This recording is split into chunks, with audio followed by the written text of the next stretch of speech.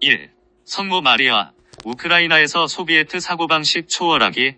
상승 마스터 성모 마리아, 킴 마이클즈를 통해 전달되었습니다. 2025년 우크라이나 부활절 웨비나 우크라이나의 잠재력을 펼치기. 나는 상승 마스터 성모 마리아입니다. 나는 이 컨퍼런스를 여는 임무를 맡았습니다. 이전에 내가 우크라이나 전쟁에 대해 이야기한 적이 있습니다. 전쟁이 오래전에 끝날 수 있었던 가능성에 대해서 말했는데 당시에는 현실적으로 가능성이 있었습니다. 하지만 그 가능성은 실현되지 않았습니다. 왜냐고 물을 수 있겠지요. 글쎄요. 우크라이나 사람들이 의식 상태를 초월하지 못했기 때문이기도 하지만 무엇보다도 러시아 사람들이 의식 상태를 초월하지 못했기 때문입니다. 한때는 러시아의 일부 지도자들과 많은 러시아 국민이 전쟁의 무의미함을 깨닫고 변화를 요구하며 전쟁 종식을 요구할 가능성이 실제로 있었습니다. 그리고 그것이 푸틴에게도 영향을 미쳐 결국 그가 침략과 전쟁을 중단하도록 만들 수도 있었습니다. 하지만 이러한 일은 일어나지 않았습니다. 주된 이유는 러시아 사람들 모두는 아니지만 그들 대다수가 자신을 되돌아보지 않았고 또한 자신이 어떤 나라에서 살고 싶은지 결정하는데 책임을 지려 하지 않았기 때문입니다. 러시아 사람들은 지금과 같은 러시아에서 살고 싶지 않다고 결정하지 않았습니다. 자유를 억압하는 독재적인 정권 아래 살고 싶지 않다고 결정하지 않았습니다. 물가가 오르고 생활 여건이 점점 더 어려워지는 나라에서 살고 싶지 않다고 그들은 결정하지 않았습니다. 그들은 더 이상은 안 된다고 결단하지 않았습니다. 변화의 요구.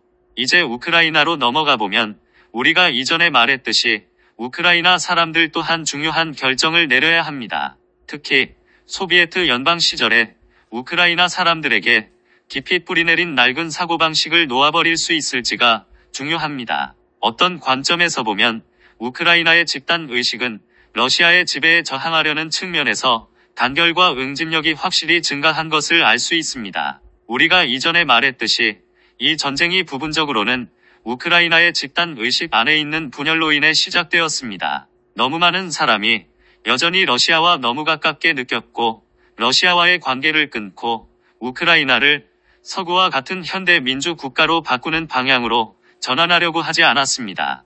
하지만 지금은 우크라이나를 서구와 같은 민주 국가로 만들고 러시아의 영향력에서 벗어나기를 원하는 사람들이 훨씬 많아졌다는 의미에서 변화가 일어나고 있습니다. 그렇지만 아직은 대다수의 사람들이 소비에트 연방 시대에 집단의식과 많은 사람들에게 개별적으로 주입되었던 사고방식, 신념, 세계관을 실제로 깊이 들여다본 것이 아닙니다. 거기에는 여러 가지 미묘한 것들이 있습니다. 자, 여러분은 이러한 변화를 겪은 다른 동유럽 국가들을 본 적이 있습니다. 발트해 국가들도 이러한 변화를 겪었습니다. 하지만 몇 년 전 에스토니아에서 열린 컨퍼런스에서 말했듯이 동유럽 국가 중 어느 나라도 공산주의 또는 소련 시대의 사고방식을 완전히 벗어나지는 못했습니다. 이것은 여러 측면을 가지고 있지만 여기서 내가 특히 주목하고 싶은 것은 국가와 개인 사이의 균형입니다. 이것은 매우 미묘한 주제입니다. 왜냐하면 한편으로는 이렇게 말할 수 있기 때문입니다. 무엇이 한 나라를 제대로 기능하게 만드는가? 무엇이 그 나라의 민족적 정체성을 부여하는가? 글쎄요.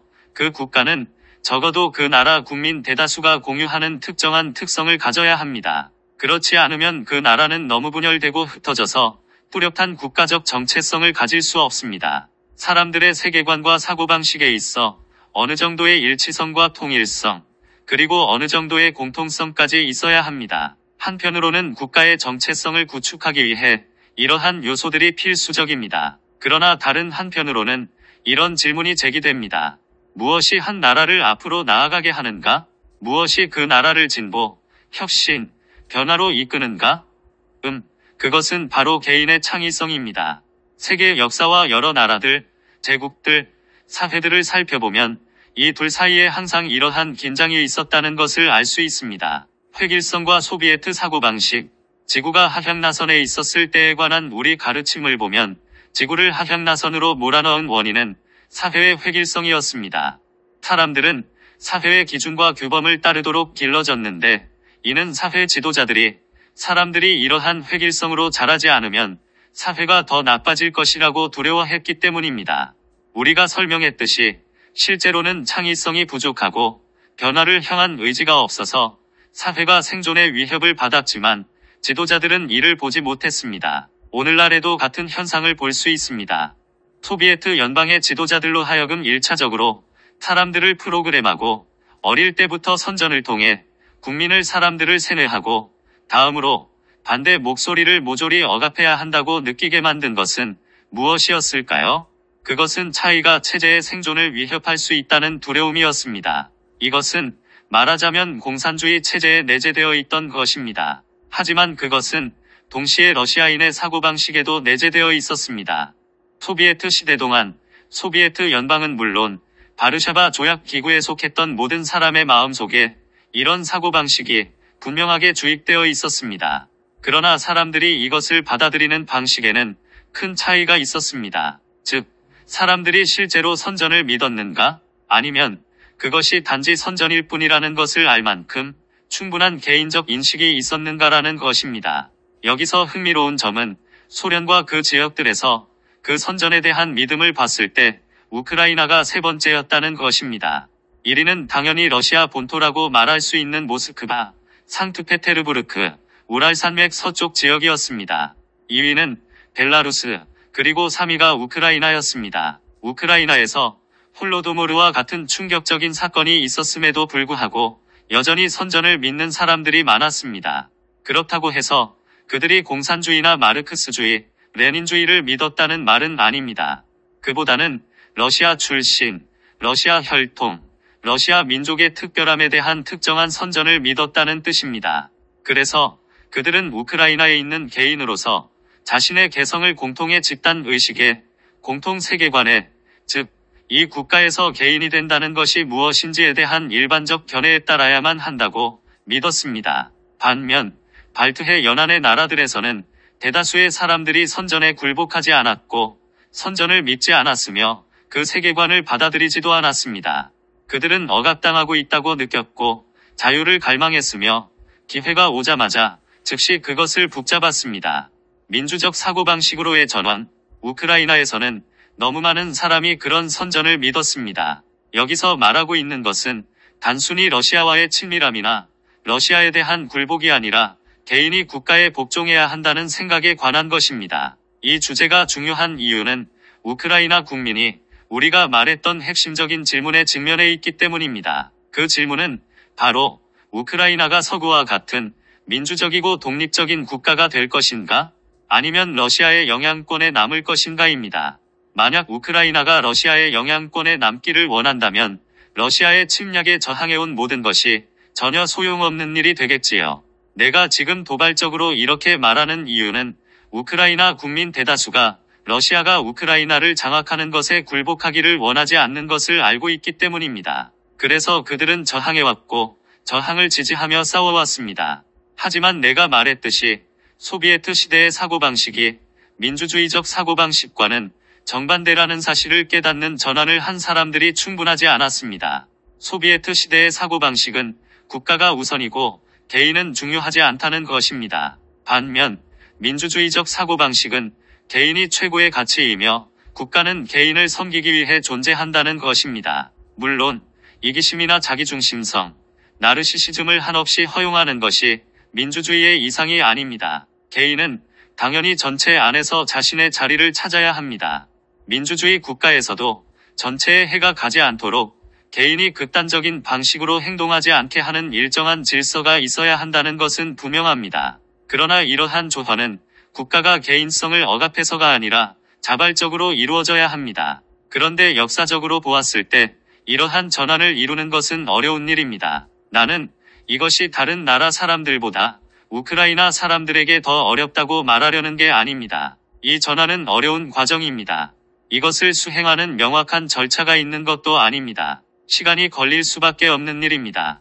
그런데 전쟁으로 인해 그 과정이 가속화되고 있습니다. 우크라이나가 민주주의적 이상에 기반한 민주국가로서 그 최고의 잠재력을 실현하기 위해서는 이 과정이 계속되어야 한다는 점입니다. 나는 단지 그것을 강조하고 싶고 집단의식 속으로 전달하고 있습니다. 나는 이것을 굳이 서구적 이상이라고 말하지 않겠습니다. 왜냐하면 그것은 민주주의, 보편적이고 민주적인 이상이기 때문입니다. 단지 서구의 많은 국가들이 이 가치를 먼저 더 잘 이해하고 받아들였을 뿐입니다. 민주주의와 독재 사이의 긴장. 더 큰 맥락에서 보면 우리는 몇 년 전부터 민주주의와 비민주적 형태의 정부 사이의 긴장에 대해 이야기해왔습니다. 우리는 민주주의가 민주주의로의 전환을 하려 하지 않는 비민주적 국가들로부터 공격받고 있다고 말해왔습니다. 그들이 민주주의를 제한하거나 심지어 전복시키기 위한 최후의 발악을 하고 있다고 말했습니다. 실제로 지금 일어나고 있는 일은 서로 다른 방향에서 흘러오던 두 강이 갑자기 합류하는 경우에 빗댈 수 있을 것입니다. 진흙이 많아 진한 갈색을 띤 강과 더 맑은 물이 흐르는 강이 있을 수 있겠지요. 그 두 강이 만날 때 물과 물이 부딪히는 긴장이 일어나고 그들이 섞이기 시작하는 구역이 생겨날 것입니다. 맑은 물은 더 탁해지고 갈색 물은 더 맑아지지만 어느 한쪽이 다른 쪽에 비해 우세해질 만큼 충분히 섞이는 데는 시간이 걸립니다. 이 세계를 놓고 볼 때도 반민주주의의 세력과 민주주의가 부딪히는 이러한 접촉면, 마주치는 지점이 있다고 말할 수 있습니다. 우크라이나는 명백히 그 한복판에 있습니다. 교차점으로서 우크라이나가 직면한 과제, 지금 이 순간에도 세계 곳곳에서 이와 같은 일이 벌어지고 있는 것을 볼 수 있지만 확실한 것은 우크라이나는 반민주적인 러시아와 민주적인 유럽 사이에 있다는 점입니다.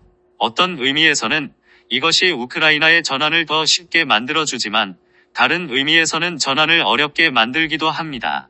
전쟁 때문에 우크라이나는 더 많은 시간이 있었던 다른 나라들보다 훨씬 더 빠르게 전환을 해야만 하는 상황입니다.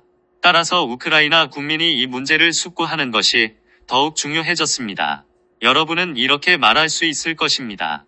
하지만 성모 마리아시여, 우리는 지금 전쟁 한가운데 있는데 앉아서 철학적으로 생각할 시간이 어디 있겠습니까? 전쟁에 직접 참여하고 있는 많은 이들에게는 그 말이 사실일 것입니다. 하지만 전쟁에 직접 참여하지 않는 사람들도 있습니다. 사실 전쟁 전과 거의 비슷한 일상을 살아가고 있는 사람들도 있다. 장기적인 관점에서 우크라이나의 미래를 바라보고 숙고할 시간이 있는 사람들도 있어야 합니다. 여러분 모두가 전쟁에만 집중한다면 앞으로 나아가야 할 명확한 목표를 어떻게 세울 수 있을까요? 나는 지금 전쟁에 집중하고 우크라이나가 독립된 국가로서 계속 남을 수 있도록 지키려는 사람들을 비난하는 것이 아닙니다. 다만 두 가지가 모두 필요하다는 것입니다. 깊이 생각할 수 있는 사람들이 있어야 합니다. 바로 그런 이유에서 나는 이런 질문을 집단 의식 속으로 던져봅니다. 전쟁이 끝나면 우크라이나는 어떤 국가가 될 것인가? 이것은 곧 우리는 우크라이나에서 개인과 국가의 관계를 어떻게 바라볼 것인가에 대해 숙고하는 것입니다. 우크라이나 군대의 변화, 이와 관련하여 분명히 해두어야 할 영역들이 있습니다.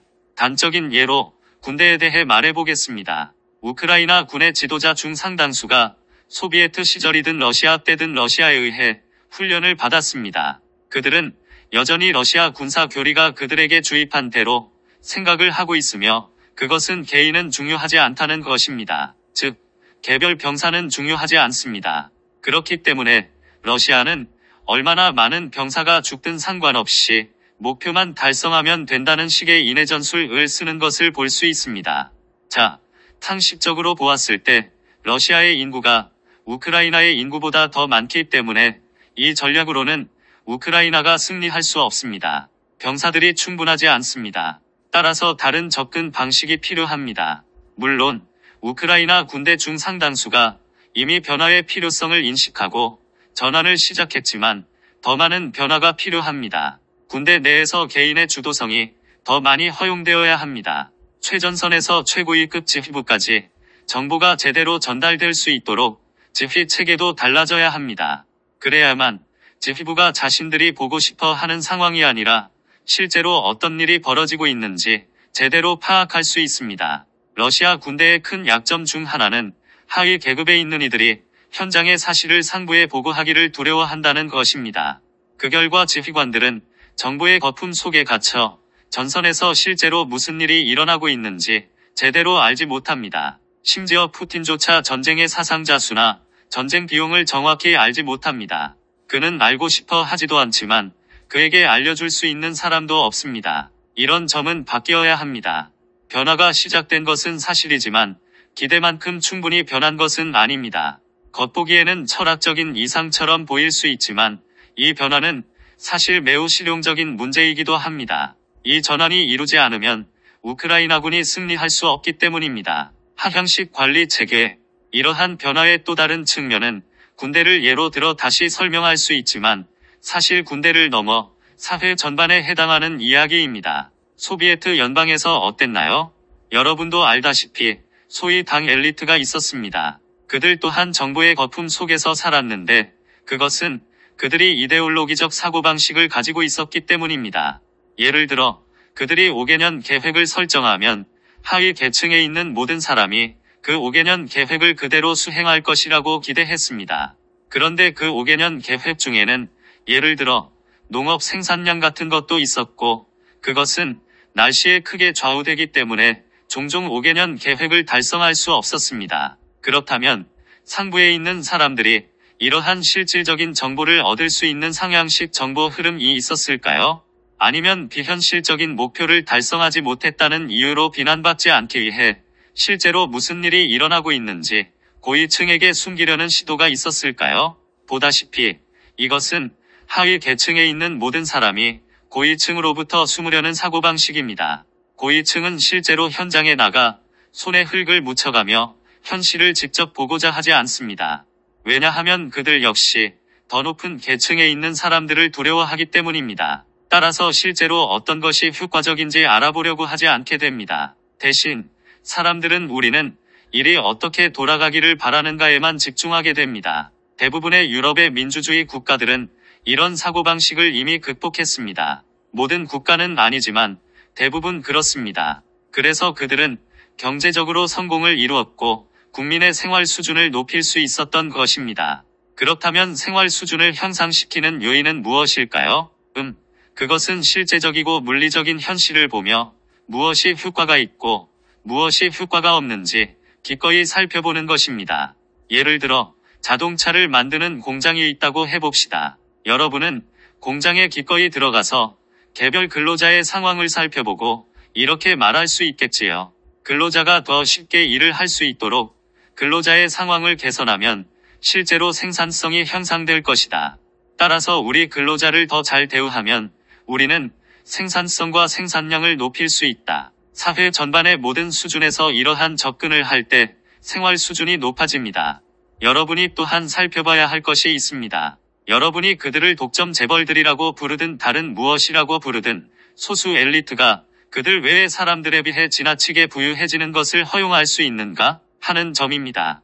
내가 앞에서 말한 것처럼 실제의 현실에서 개인은 물론 사회를 위해서도 무엇이 가장 효과적인지 살펴보는 대신 그들이 자신들의 특권적 지위를 지키기 위해 경제를 지배하도록 내버려둘 수 있을까요? 소수의 엘리트가 엄청나게 부유하고 대다수의 사람들이 가난한 사회가 실제로 가장 잘 작동하는 모델일까요? 글쎄요.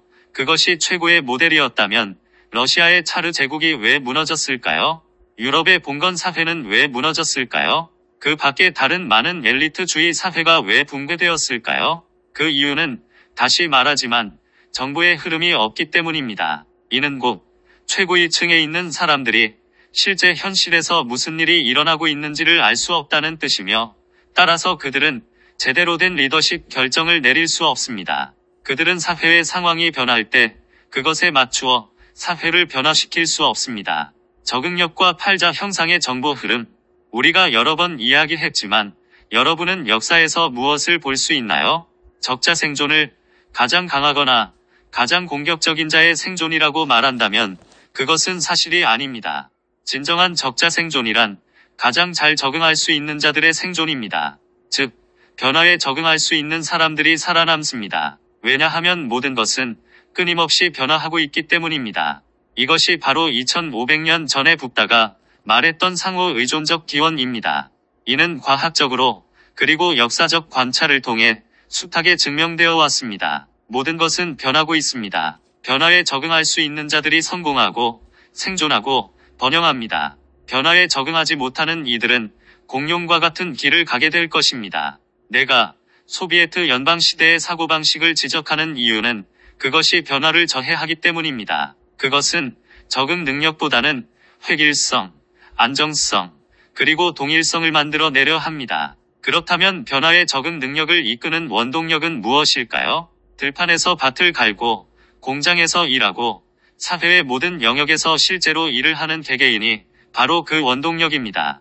그들은 어떤 것이 효과가 있고 효과가 없는지를 직접 체험합니다. 만약 이런 경험이 상부로 흐르는 피드백 루프가 없다면 지도자들이 어떻게 정보를 토대로 결정을 내릴 수 있겠습니까? 결과적으로 그들은 정보가 없는 상태에서 어리석고 자기 파괴적인 결정을 내리게 됩니다. 보이시나요? 민주주의와 독재를 말하기보다는 사회를 얼마나 유연하고 얼마나 적응력 있는지로 구분할 수 있다는 것으로, 그것은 아래로의 흐름이 아니라 정보가 위로 흐를 수 있는가에 달려 있습니다. 그러한 정보 흐름이 있는 국가들을 보면 아래에서 위쪽으로 단지 한 방향으로만 흐르지는 않습니다. 투명성을 확보하기 위해서도 흐름은 필요하고 지도자들이 왜 그런 의사결정을 내렸는지 사람들에게 설명할 수 있습니다. 우리는 이것을 정보의 팔자 형상의 흐름이라고 부를 수 있습니다. 이러한 팔자 형상의 정보 흐름이 있는 사회가 있고 그 흐름이 차단된 사회도 있습니다. 정보의 흐름이 없는 사회에서는 리더들이 아래 사람들의 실제 경험을 듣고 싶어 하지 않으며 위에서 무슨 일이 벌어지고 있는지도 사람들에게 말하려고 하지 않습니다. 그들은 자신들이 왜 그런 결정을 내리고 있는지 설명하고 싶어 하지 않습니다. 책임 회피. 왜 그럴까요? 지도자들이 왜 자신들의 결정에 대해 사람들에게 설명을 하지 않을까요? 그것은 책임을 지고 싶지 않기 때문입니다. 매우 깊은 수준에서 책임 회피 욕구가 존재하는 것입니다. 지금 러시아에서 이것을 아주 분명하게 볼 수 있습니다. 푸틴과 그의 선전기계는 푸틴 자신에 대한 책임을 회피하기 위해 할 수 있는 모든 것을 다 하고 있습니다. 우크라이나 침공을 결정한 사람은 누구죠? 푸틴입니다. 지금 벌어지고 있는 일을 실질적으로 멈출 수 있는 유일한 사람은 누구입니까? 바로 푸틴입니다. 그런데 그 결정을 내리지 않은 사람은 누구입니까? 역시 푸틴입니다.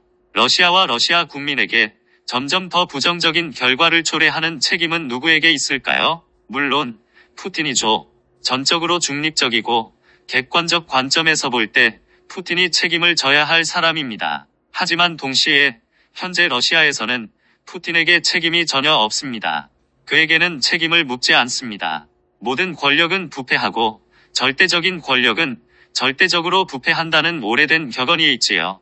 왜 그럴까요? 절대적인 권력을 쥐게 되면 위로 올라오는 정보 흐름이 없고 일이 왜 그런 일이 벌어지는지에 대한 설명이 내려가지도 않기 때문입니다. 이는 꼭 절대 권력을 가진 지도자는 책임을 지지 않는다는 뜻이지만 동시에 그 지도자는 유연성을 잃게 된다는 뜻이기도 합니다. 일단 그 지도자가 특정한 방향으로 가기 시작하면 그는 오직 그 방향으로만 계속 나아가며 점점 더 많은 압박을 가하게 됩니다. 결국 그 힘이 다할 때까지, 즉 고난의 학교에 이르기까지 말이죠. 전환에 대한 저항. 우리는 예전에 우크라이나가 전쟁에서 살아남고 앞으로 나아가기 위해서는 러시아와 멀어져야 하고 특히 무엇보다도 방금 설명한 러시아적 사고방식에서 벗어나야 한다고 말했습니다. 우크라이나는 훨씬 더 유연해져야 하고 정보 흐름에 있어서 훨씬 더 투명하고 개방적으로 되어야 합니다. 우크라이나는 이런 팔자 형상의 흐름을 확립해야 하지만 우크라이나에는 이에 저항하는 사람들이 많고 앞으로도 저항할 사람들이 많이 있습니다. 군대가 있고요. 올리가르히라 부르든 다른 식으로 부르든 거대 기업인들도 많습니다. 뇌물을 받고 책임을 회피할 수 있는 특권적인 지위를 누려온 정부 관계자들도 있고 선출된 정치인들도 있습니다. 물론 이들 모두가 변화를 거부하는 것은 아니지만 상당수가 변화에 저항하고 있습니다. 그들 중 일부는 전쟁으로 인해 우크라이나가 이전과 같을 수 없다는 것을 이해하는 사람들이 있기는 합니다. 하지만 우크라이나에는 여전히 언젠가 전쟁이 끝나고 예전의 삶으로 돌아갈 거야고 믿고 있는 사람들이 있습니다. 그러나 지난 3년이 넘는 동안 전쟁 이전의 상태로는 절대로 돌아갈 수 없고 전쟁이 우크라이나에게 근본적인 전환을 강요하고 있다는 것을 깨닫는 사람이 점점 늘고 있습니다. 하지만 상황이 다시 예전으로 돌아갈 수 없다는 걸 알면서도 내가 말하고 있는 이런 변화를 여전히 거부하는 사람들도 많습니다. 그들은 그래, 우크라이나가 변해야 한다는 것은 알겠어. 하지만 나는 내 자리를 지킬 수 있을 거야. 편안함을 유지할 방법을 분명히 찾을 수 있을 거야 라고 생각하기 때문입니다. 그것이 바로 지금 우크라이나의 발목 잡고 있으며 사실 전쟁의 종식을 막고 있는 것이기도 합니다. 왜냐하면 이것이 우크라이나가 집단 의식이 전환의 임계선을 넘어 러시아를 비추는 카르마 거울로서 더욱 강력하게 기능하도록 하는 중요한 조치들을 취하는 것을 방해하고 있기 때문입니다. 러시아에 대한 카르마 거울. 이것은 새로운 개념일 수 있지만 예수가 체포되고 재판을 받는 상황을 떠올려 보세요. 그는 체포에 저항하지 않습니다. 그는 자신을 변호하지 않습니다. 자신을 고발하는 사람들과 언쟁하지도 않습니다. 그는 그들이 자신에게 하고자 하는 것을 그대로 하도록 내버려 둡니다. 지금 내가 우크라이나가 싸움을 멈추고 러시아가 점령하도록 내버려 두어야 한다고 말하는 것이 아닙니다. 여기서 말하고 싶은 것은 누군가가 자신을 공격하는 사람들보다 더 높은 수준의 의식에 도달하면 그 사람의 의식이 상대방의 공격을 반사하는 카르마 거울이 된다는 것입니다. 우크라이나는 아직 그 수준의 의식에 이르지 못했기 때문에 전쟁이 사실상 교착 상태로 들어선 것입니다. 이것이 바로 우크라이나가 군사적 지원을 받았음에도 아직 결정적인 돌파구를 열지 못한 이유입니다. 물론 이 상황이 전적으로 우크라이나 때문이라는 말은 아닙니다. 그럼에도 불구하고 우크라이나 국민의 임계 수치의 사람들이 의식을 전환한다면 상황이 변하는 것을 보게 될 것입니다. 무너지는 러시아 경제, 교착 상태에 있는 또 다른 이유는 물론 러시아의 변화가 없었기 때문입니다. 이는 주로 러시아 경제가 아직 붕괴되지 않았기 때문이지만 붕괴의 임계점에 점점 가까워지고 있습니다. 이론적으로 보면 러시아가 전쟁을 멈춰야 하는 두 가지 요인이 있다고 말할 수 있습니다. 하나는 전장에서 결정적으로 패배하는 것이고 다른 하나는 경제의 붕괴입니다. 지금의 상황으로는 경제 붕괴가 교착 상태를 깨뜨릴 가능성이 더 큰 요인으로 보입니다. 러시아는 돌이킬 수 없는 지점에 점점 더 가까워지고 있습니다. 돌아올 수 없는 지점을 이미 지났다고 주장할 수도 있지만 아직은 붕괴가 명확하다고 할 만큼 완전히 무너진 것은 아닙니다. 러시아가 이미 붕괴 상태에 들어섰으며 최소한 러시아 경제의 특정 영역은 그렇다고 말하는 사람들이 있습니다. 그렇지만 러시아 지도자들이나 러시아 사람들 또는 국제적으로 그것이 전반적으로 인식되지는 않고 있습니다. 이것은 무엇보다 정보 흐름의 부재 때문입니다. 올해 안에 그 붕괴가 점점 더 명확해질 가능성이 매우 높습니다. 결국 시간이 문제일 뿐 푸틴과 그의 측근들은 선택의 기로에 서게 될 것입니다. 그들은 전쟁을 중단하고 경제를 회복하려고 할까요? 아니면 경제가 무너져 강제로 전쟁을 멈출 수밖에 없게 될 때까지 전쟁을 계속할까요? 끈기 있게 버티고 유연하게 대응하세요. 내가 왜 이 이야기를 꺼내는 걸까요? 이것이 우크라이나와 무슨 관련이 있을까요?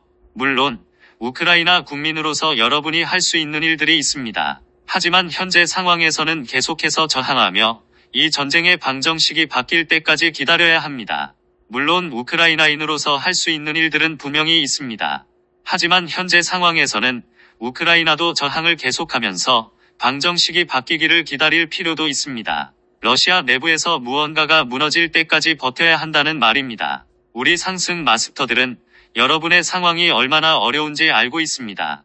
지난 3년 동안 여러분이 겪어온 일들을 우리 모두 알고 있습니다. 전에 말했듯이 우리는 여러분이 겪고 있는 일에 대해 인간적인 연민이 아니라 신성한 연민으로 여러분을 바라보고 있습니다. 우리는 러시아 국민이 겪고 있는 일에 대해서도 같은 연민을 가지고 있습니다. 그러나 그들 대부분은 우리에게 닿을 수 없습니다. 물론 우크라이나 사람들도 대부분 우리에게 직접적으로 닿을 수 없습니다. 하지만 우크라이나의 집단 의식은 러시아의 집단 의식보다 변화에 더 열려 있습니다. 여러분은 무언가가 무너질 때까지 버티고 견딜 수 있도록 스스로 준비해야 합니다. 미국을 포함하여 어떤 상황이든 그에 맞춰 유연하게 대응해야 합니다. 트럼프 행정부처럼 상황이 매우 빠르게 변하는 곳에서도 마찬가지입니다. 지금 상황이 매우 변동성이 커서 불안할 수도 있지만 사실은 기회일 수 있다는 것을 알아야 합니다. 예측 불가능한 상황이 불쾌할 수 있지만 동시에 여러 가지 새로운 가능성이 열려 있기 때문입니다. 러시아에서 상황이 무너질 수 있고 미국에서 무너질 수도 있습니다. 그로 인해 우크라이나의 유리한 돌파구가 열릴 수 있습니다.